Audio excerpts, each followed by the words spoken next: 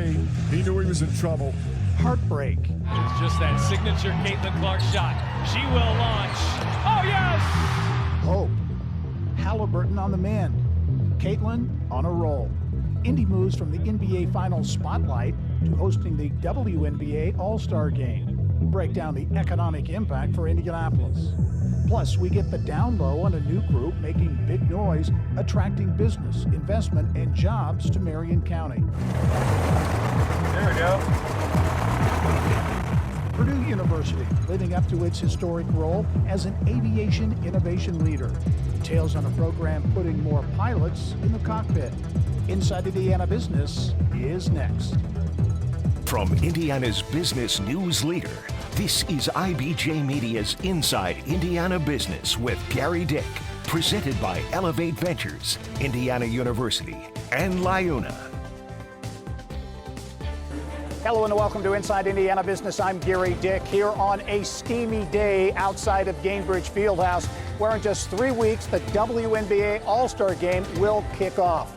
It will be another big impact for central Indiana businesses and business throughout the region, and another opportunity for Indiana basketball fans to get together following the Indiana Pacers' improbable, exciting run through the NBA playoffs all the way to the NBA Finals, which unfortunately ended in heartbreak. He knew he was in trouble. Pacer fans are still trying to get over what happened in Game 7 of the NBA Finals. Tyrese Halliburton going down in the first quarter with a torn Achilles. He's on the mend now after successful surgery. So now the ball bounces to Indy's other basketball superstar and the city's next big event. Here is Clark, launches and hits. Caitlin Clark's mastery on the court, the threes, the passes, making her the top vote getter for the WNBA All-Star Game. All-Star Weekend on Caitlin's home court expected to pump millions of dollars into the local economy. Good luck finding a ticket. The game was sold out 5 hours after tickets went on sale. TV is your next best bet. Last year's game in Phoenix was the most watched WNBA All-Star Game in history. For more now on preparations going on in advance of the WNBA All-Star Game on the heels of hosting 3 NBA Finals games here, let's take it inside Gainbridge Fieldhouse as I sit down with Pacer Sports and Entertainment CEO Mel Raines. Mel, thank you for joining us at a very busy time. You barely had a chance to catch your breath from the Pacers' great run to the NBA Finals, now getting ready for the WNBA All-Star Game. I want to ask you about that, but first, to kind of put a bow on the Pacers' run and what that has meant for the franchise and the city. It was, it was incredibly special, I think magical in a lot of ways, and Herb put out a statement on Monday to the fans, and just the way the fans and our city and our state embraced the team and how the team performed over the course of 2 months. I mean, it's an additional, basically it's a quarter of an NBA season over 9 weeks. It was, I think, 21 or 22 more games, and they were just phenomenal. It was fantastic to be a part of. It was great to see us grow a new generation of fans, invigorate our fan base, and hopefully it's not the last time we'll be playing all the way to summer solstice. The Pacers' playoff run, 9 weeks, 11 home games, generated tens of millions of dollars in economic impact, record hotel demand, and more than 5 billion social media impressions during the finals alone. Now it's on to the next. It's a short window between the two. They're really, the NBA Finals and the WNBA All-Star Game, but no other city could do it better than we're about to do it. Our goal when we announced we were going to host this was to redefine how the WNBA looks at their All-Star Weekend, and I think we're going to do nothing less than that. We're going to activate downtown as we always do. The Circle, the middle block of Georgia Street, and Morris Bicentennial Plaza will be active. Being able to include our entire community in the event was important to us, and then rolling out the orange carpet, as they say at the WNBA, for the best female basketball players in the world, and we're going to do no less than that. The All-Star Game is also viewed as an opportunity to advance a stated goal of the Indiana Sports Corporation to make Indianapolis the epicenter of women's sports. I mean, it fits exactly into what the pillar that they announced is, and being able to host the best events in the world for female athletes. And we have the women's Final Four coming in 28 right after this, and And this premier event is exactly what we should be doing if we want to be the epicenter of women's sports. The game will also showcase investment by the Simon family in downtown Indianapolis, in particular, the burgeoning Fieldhouse District. It's incredible, and what Herb Simon and the Simon family have invested in Indianapolis over the better part of 50 years now, and to see it, blooming in a way that they're just so incredibly proud of. And again, just a gift to the fans. And we'll be doing our groundbreaking for the Fever Performance Center soon, and that's construction will be starting, and I anticipate further investment. There's a lot of potential in downtown, and Herb is very bullish on it, and we want to keep investing in the city that's done so much for their family and for these teams. As Mel Raines has described it, hoops heaven right here in Indiana. Well, certainly basketball is not the only big cog in the Indianapolis sports wheel. There's a new study that shows just how much motorsports means to the economy throughout the entire state. Sensational start for the rookie, Robert Schwartzman. Pato Award topped up underneath him already. Indianapolis-based performance racing industry with new research on the impact of motorsports across the country. Some big numbers. Overall, a $69.2 billion economic driver, including 318,000 jobs. Let's go racing up at turn number 4. And it's not just the big races like Indy. The PRI report includes dirt track racing, as well as truck and motorcycle competition. Indiana playing a big part in the overall numbers. $2.75 billion in economic impact, producing more than 11,000 jobs. Sun shines out the P3. Well, coming up next, convincing companies to call Indianapolis home. We look at a new group working to bring investment and jobs to the city with a very familiar leader. I'll be back in studio for that and the rest of the show after this.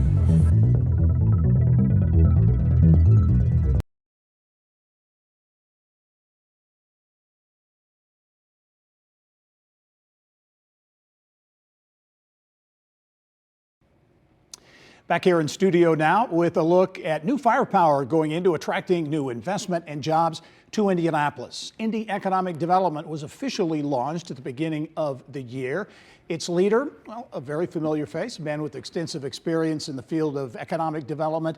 Indy Economic Development President and CEO Jim Schellinger, former Secretary of Commerce. And Jim, always great to see you. Great to see you again. Yeah, let's talk about Indy Economic Development, kind of the next iteration of Develop Indy, really focused specifically on Indianapolis and Marion County. Yeah, we have to turn ourselves, make sure we're Indy Economic Development at the speed of business, and that's something that's going to be very important to us. And we want to make sure that we are in the most exciting time I can remember in Indianapolis. You look around, we see cranes, we see things going on.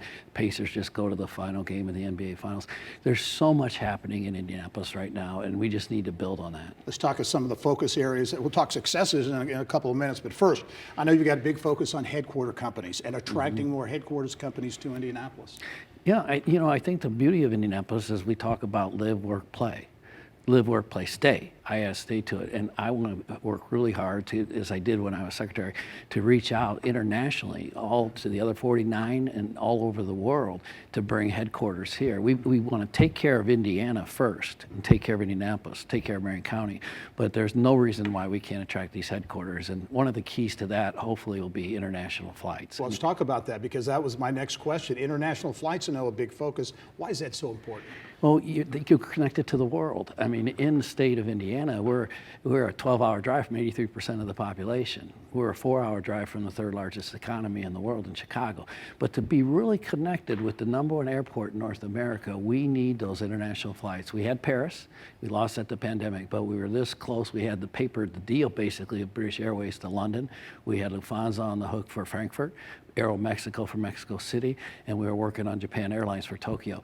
Being connected to the world in that manner it's just so valuable to business. Great example of a global company is Roche.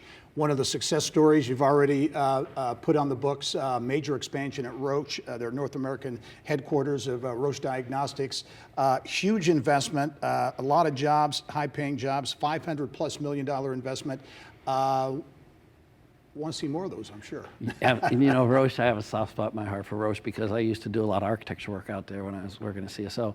And I've been to Bern 3 times to their headquarters there in Switzerland, and they are just the finest people. And the fact that they are continuing to invest in Indianapolis speaks volumes of how, you know, they could go anywhere. We competed very strongly with Boston and Tucson, and we're very fortunate to have won out. Let's talk about the big unique selling propositions of Indianapolis for companies like Roche or Kimball. Novartis, big expansion as well. But as you look at competitors like Nashville, Columbus, Ohio, Austin, Texas, how do you sell against those markets? Go back to great place to live, work, play, and stay. We have great residential communities all around our city. We got to help young people buy homes, set up roots in neighborhoods and stay. If we help them buy homes, well, they'll stay in our city.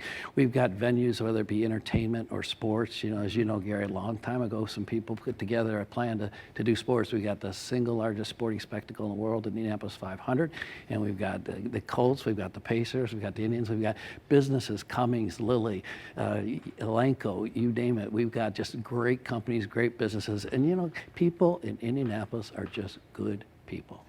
30 seconds left, Jim. We saw some pictures a moment ago of the Signia Hotel downtown under construction, 38-story hotel. Elanco's corporate headquarters will open in a few months. Lots going on. Is the momentum downtown something that you look to sell and leverage as you go out for company? For sure, because it's unlike I've seen before. And I spoke with a group of young people, and I said, boy, if you can't get excited right now in Indianapolis, there's not much to get excited about. And as you know, I just came back from Lamar. We signed a sister city agreement with Lamar the weekend of the 500, and we went over to Lamar to sign one there. So with the 24-hour Lamar and what we have going here, there's a lot of relationships that we're working on that are going to pay dividends down the road. Yeah, I'm sure motorsports will be a big focus. Jim Schellinger, the president and CEO of Indy Economic Development. Jim, great to see you as always. We'll talk to you soon. Thank you. All right.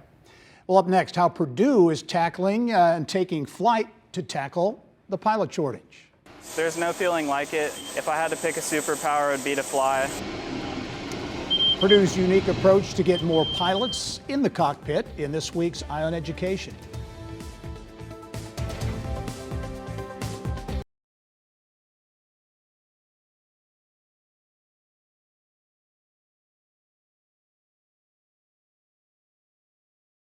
Here's what's making news around Indiana. Brought to you by the Indiana Association of Realtors. Indiana's 21,000 realtors. The neighbors you know, the experts you can count on.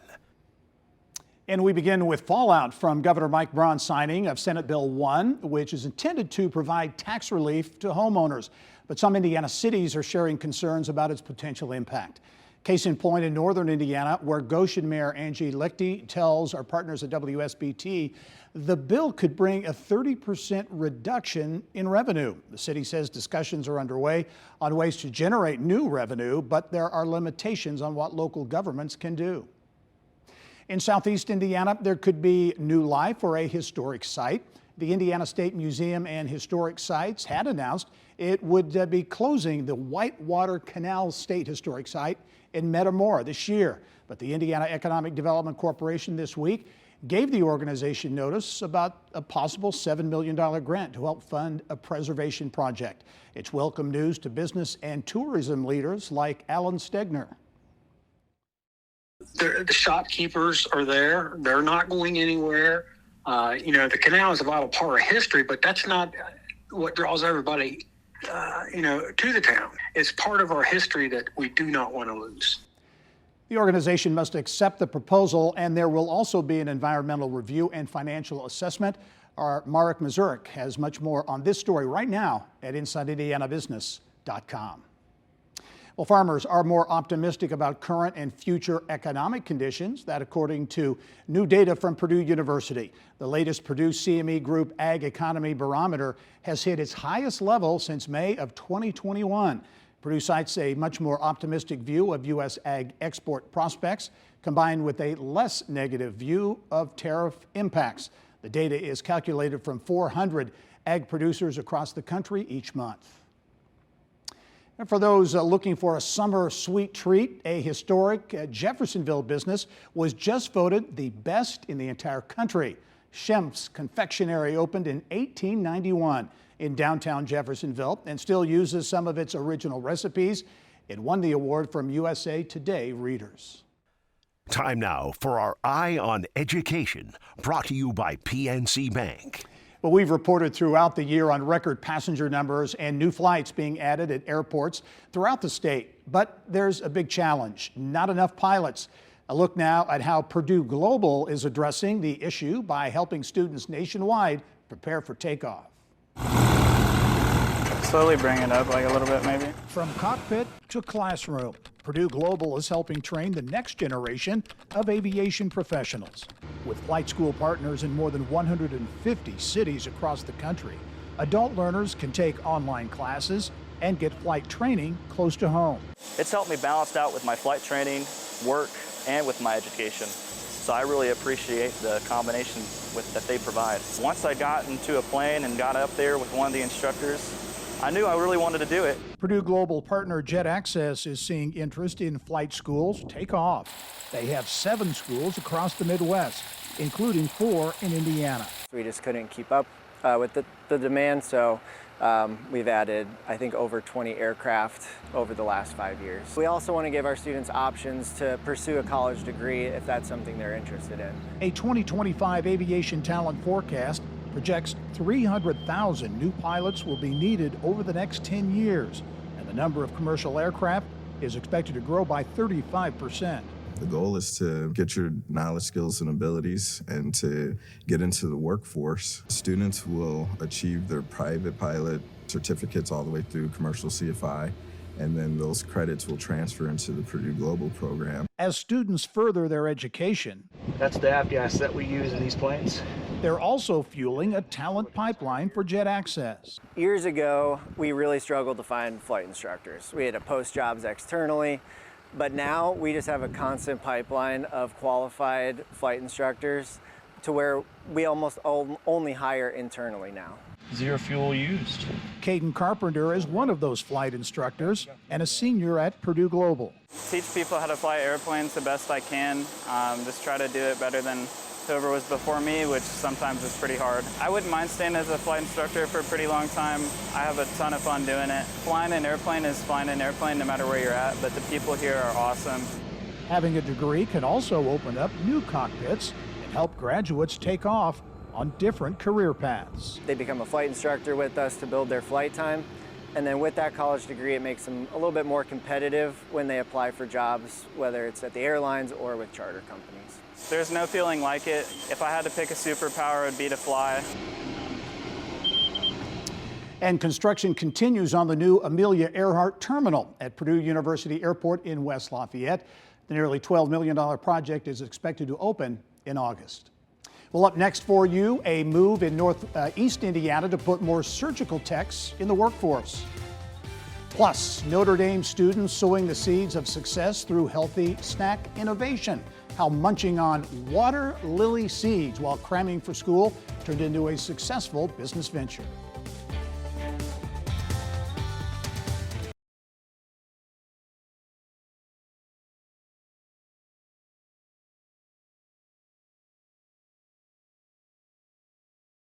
That's really good. Wow. I didn't even know you can eat water lily seeds.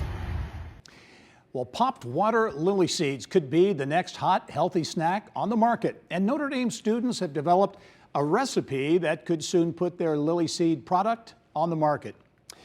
It's just one of the health stories we've got for you this week. And we start in Northeast Indiana, where a new partnership is opening doors for the next generation of surgical technicians. Business of Health reporter Kylie Valletta here now with more. Kylie. Thanks, Gary. This is a big story with an impact. It means free tuition and guaranteed jobs with benefits. The two big names teaming up in the Fort Wayne area to make it happen are Parkview Health and Trine University.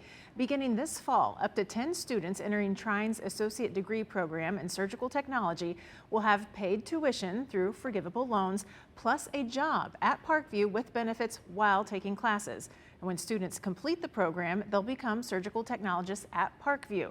Trine leaders say the program helps Parkview by filling a need for more surgical technologists and helps its students by providing a job with benefits. We understand that many of our students are returning learners, they have families, and they do have that need to carry things like health insurance, both for themselves and for their families. Trine says the program means students won't have to choose between working or furthering their education, and they can complete their degree in 17 months. Also in Northeast Indiana, Taylor University just got the green light on a new physician assistant master's program. 40 students are enrolled to start the PA program in August. It comes on the heels of Taylor's new nursing program, which launched earlier this year. A late-night cramming session has sprouted a snack startup. The 3 students who recently graduated from Notre Dame's MBA program were munching on popped water lily seeds sent from family in India when the study session turned into a business idea. Just days ago, NutriPop won a $25,000 top prize at an Agrinovus, Indiana pitch competition.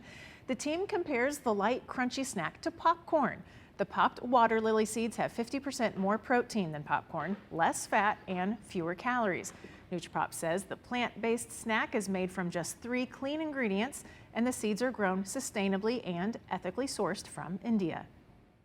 While hypothetically we could have product in our hands today, we really want to do this right. And that means doing so much research, talking to so many people from just consumers to industry experts.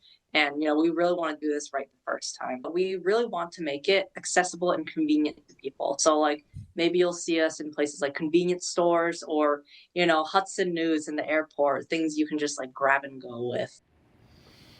NutriPop is hoping to move production to Indiana, taking advantage of the state's top ranking in popcorn production. The team has also connected with a Midwest food company interested in distributing NutriPop. An Indianapolis pediatrician and mom who launched a line of stainless steel dishes for kids to replace plastic is getting yet another accolade. Fast Company just named Dr. Manasa Mantravadi's startup, Ahimsa, as a world-changing idea. Experts say plastic foodware could leach hormone-disrupting chemicals into children's food. Ahimsa has a line of stainless steel home dishes and cafeteria products.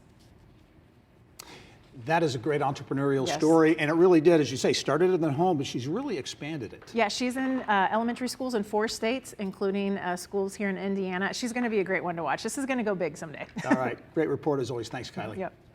Well, that's all the time we have for this edition of Inside Indiana Business. We leave you this week with music from an Indianapolis staple, the Indianapolis Symphony Orchestra at Conner Prairie. Go out and make it a great week.